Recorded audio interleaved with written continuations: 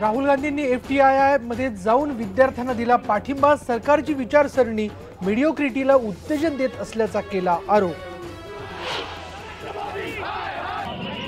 राहुल गांधींच्या विरोधात FTII समोर भाजप कार्यकर्त्यांची निदर्शनं, तर राहुल गांधींच्या समर्थनासाठी NSUIचे सदस्य उतरले रस्त्यावर।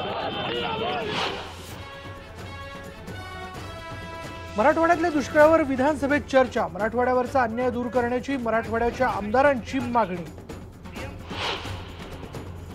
आमदार रमेश कदम प्रकरणी अजित पवारांनी वड्याचं तेल काढलं वांग्यावर। मुख्यमंत्र्यांच्या विठ्ठलाच्या शासकीय पूजेवरून भडकले सोलापूरच्या जिल्हाधिकाऱ्यांवर। संसदेच्या कामाचे 10 दिवस पाण्यात। व्यापम घोटाळा आणि ललित मोदींवरून काँग्रेस आक्रमक। गोमेन चक्रीवादळानं पश्चिम बंगाल ओडिशाला झोडपलं। महाराष्ट्रात चांगल्या पावसाची शक्यता।